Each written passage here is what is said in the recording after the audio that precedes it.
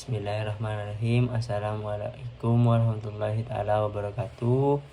Selamat malam semuanya. Perkenalkan, nama saya Saiful Aminullah dari jurusan D4 Arsitektur Bangunan Gedung Politeknik Negeri Pontianak. Saya di sini ingin sedikit menjelaskan dan sedikit membagikan pengetahuan saya dari apa yang telah saya pelajari selama hampir 1 semester dalam mata kuliah studio perencanaan. Pada studio perencanaan ini saya mendapatkan lokasi survei yaitu distro, yang mana kita tahu distro itu terbagi menjadi 2, yaitu distro laki-laki dan yang satunya lagi itu adalah distro perempuan atau biasa juga dikenal butik. Distro itu merupakan tempat menjual beli pakaian bagi brand-brand yang ingin menjualkan, baik itu hasil buatan sendiri ataupun hasil titipan dari orang lain. Dari distro itu juga kita tahu distro itu memiliki beberapa ruangan yang berfungsi sebagai alat pendukung atau ruangan pendukung sebagai sarana dan prasarana untuk memasarkan atau menjualkan apa yang mereka jual. Yang pertama, mereka harus ada fitting room. Fitting room itu adalah tempat untuk mencoba pakaian. Untuk mencoba pakaian itu kita butuh fitting room yang mungkin besarnya sesuai standar lah. Minimal satu fitting room itu ukurannya 1,2 meter. Yang kedua, kita harus mempunyai ruang display atau disebut juga ruang pameran. Nah, ruang pameran ini juga tidak asal ukurannya. Kita harus memikirkan dari apa yang akan kita jual. Apakah kita hanya menjual pakaian atau kita menjual aksesoris dan sebagainya, atau juga kita menjual sepatu-sepatu dan lainnya. Nah, oleh sebab itu saya akan menjelaskan sedikit di sini apa 5 studi literatur saya dalam studio perencanaan. Yang pertama itu saya mensurvei sebuah distro yang ada di Jalan Profesor Muhammad Yamin, yaitu Kungstor. Di sana saya menemukan distro yang tampaknya kecil, tapi di dalamnya itu penuh mewah gitu. Hanya saja karena tempatnya kecil, jadi display rak-rak itu seakan-akan berdekatan, jadi tidak cukup space untuk bagi para pengunjung atau konsumen memilih-milih. Yang kedua, studi kasus saya adalah Skrimos yang berada di Bandung. Nah, Skrimos ini adalah salah satu brand lokal yang cukup terkenal bagi kalangan remaja. Skrimos sendiri sudah berdiri dari tahun 2017, yang dimana salah satu pendirinya adalah seorang selebgram. Nah, pada Skrimos ini saya menemukan sebuah perbedaan dari distro-distro yang ada pada yang lain, yaitu Skrimos ini mengambil tema simple dan elegan untuk distronya. Jadi pada distro Skrimos ini terdapat ruangan yang melingkar sehingga bagi konsumen yang ingin melihat-lihat dan memilih-milih pakaian itu bisa bebas. Nah, di situ kelebihan Skrimos. Nah, yang ketiga studi kasus saya adalah pabrik kaos murah, yaitu di Bandung. Nah, ini kenapa saya masukkan distro, karena distro itu kan juga termasuk apabila kita menjualnya sendiri. Nah, pabrik kaos murah ini termasuk dalam distro. Hanya saja saya menemukan pada studi kasus ini pabrik ini tidak memiliki fitting room, sehingga itu termasuk problem. Jadi seorang konsumen atau pembeli itu tidak bisa mencoba pakaiannya. Yang keempat, saya mengambil studi kasus Eurofarts Boots, yaitu berada di Jerman. Nah, yang di Jerman ini perpaduan antara distro yang modern, karena di situ distro sekaligus menjual minuman seperti coffee shop begitulah. Nah, di sana itu juga tidak ada fitting roomnya. Yang terakhir, saya menelusuri studi kasus yaitu distro yang berada di Lille, Perancis. Nah, ini termasuk distro yang sangat mewah bagi saya, karena mulai dari fasad, lahan parkir, semua itu diperhitungkan secara matang. Begitu juga fitting room, toilet, dan segala macam. Jadi ini sangat cocok untuk dijadikan referensi bagi kita yang ingin membuka distro atau apa, selain kita mengikuti SNI yang ada. Nah, untuk studi kasus saya memilih site yang berada di Jalan Kiai Haji Ahmad Dahlan, atau disebut juga Jalan Penjara, pas di pertiga, enggak jauh dari Simpang Tengku Umar, di samping Gang Andayani 2. Nah, di sana itu saya menemukan set yang ukurannya 27 kali 18 meter persegi. Nah, GSB di sana itu adalah 4 meter, sedangkan KDB di sana ada 55%. Nah, setelah saya amati data existing yang ada, untuk bagian depan lebih baik kacanya. Untuk bagian depan, apabila dijadikan distro, lebih baik kacanya menggunakan kaca anti radiasi atau kaca film yang tidak tembus atau tidak menyilaukan, karena set yang ada itu menghadap ke arah matahari langsung, ke matahari tenggelam.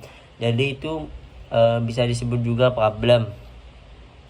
Nah, yang kedua, untuk analisis vegetasi. Di set yang ada sekarang ini terdapat beberapa pohon yang dapat kita manfaatkan sebagai vegetasi atau sebagai penghawaan buatan. Nah, itu bisa kita maksimalkan menjadi vegetasi yang alami dan bisa juga dijadikan sebagai hiasan di set kita. Yang ketiga ini saya tentang sirkulasi. Di sini di depan, di belakang, dan kanan kiri itu tidak terlalu banyak asap, hanya saja mungkin ada asap dari depan yang sedikit mungkin mengganggu asap kendaraan. Yang seterusnya, drainase yang ada pada saat ini hanya ada di depan. Nah, jika kita ingin memaksimalkannya, kita harus memberinya di sebelah kiri, yaitu di Gang Andayani, karena kalau kita hanya berpaku pada satu drainase atau satu saluran, apabila terjadi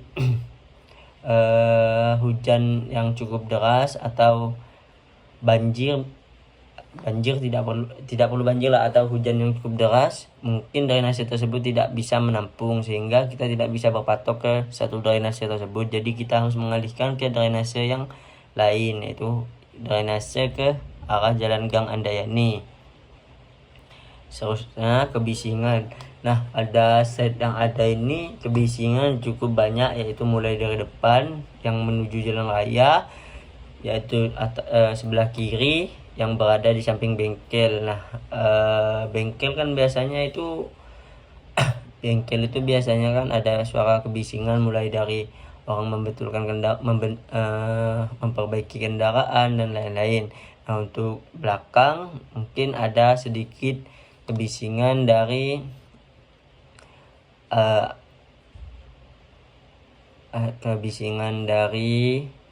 jalan yang ada di Gang Andayani. Nah, untuk sebelah kanan kemungkinan tidak ada. Nah, sirkulasi pada set ini menurut saya kalau kita hanya memanfaatkan dari depan, yaitu dari arah Jalan Kiai Ahmad Dahlan, sangat tidak maksimal, karena jalan tersebut pada jam-jam pagi, yaitu jam 7 sampai jam 9 itu cukup padat, Dan pada jam-jam pulang kerja atau jam-jam 4 sampai jam 6 itu cukup padat juga. Jadi kita tidak bisa hanya memberikan sirkulasi itu dari depan. Jadi saya ingin memberikan sirkulasi juga dari arah Gang Andayani. Jadi ketika kita masuk kita bisa melewati Jalan Kiai Ahmad Dahlan dan keluar kita bisa keluar ke Gang Andayani 2 menuju Putri Daranante.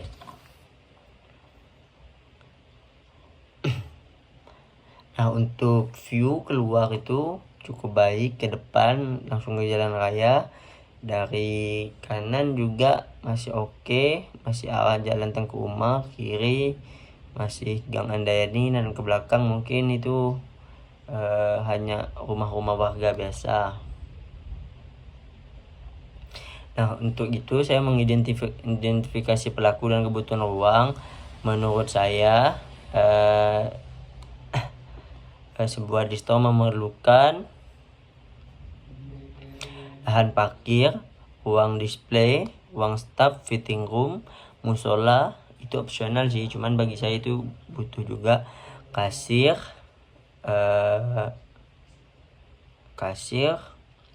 dapur, gudang, serta toilet, serta mungkin ruang direktur 1.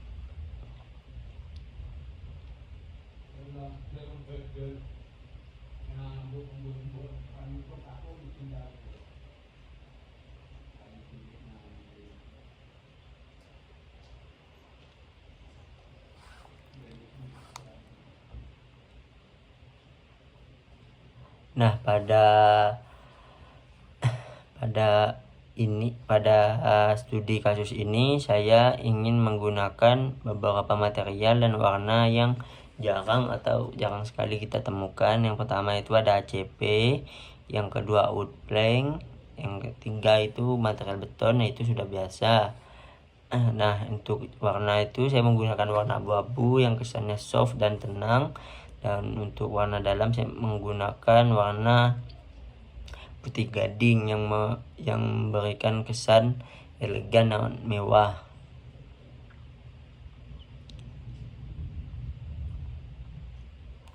Pada saat ini saya akan memberikan 2 pintu masuk yang menuju langsung ke ruang display, yang sebenarnya di sebelah kirinya ada kasir, dan ruang display itu terbuka cukup lebar, yaitu 8 x 9 meter persegi. Nah, di sebelah kiri ruang display ada fitting room, yang satu fitting room itu berukuran 1,2 meter persegi, 1,2 meter. Nah, di situ ada 2 fitting room, dan masuk lagi ke dalam itu ada gudang. Nah, dari dalam itu saya membuatkan akses masuk ke dalam workshop, yaitu ruang pembuatan. Jadi tidak hanya menunggu dari titipan brand-brand lain, tapi di sini juga membuat pakaian atau daya jual sendiri. Nah, pada sebelah kanan saya memberikan ruang untuk ruang direktur, ruang staf, serta musola. Nah, di depan musola terdapat dapur serta WC. Nah, untuk spesifikasi material pada pintu dan jendela saya menggunakan aluminium, dan untuk ketebalan kaca yaitu setebal 8 mm karena ukuran kacanya begitu besar. Ada yang 3 meter x 80. Nah, dan depan itu pintunya full kaca. Nah, untuk gubahan bentuk saya mengambil gubahan bentuk dari korek api, yang dimana bentuk ini terinspirasi dari bentuk korek api kayu.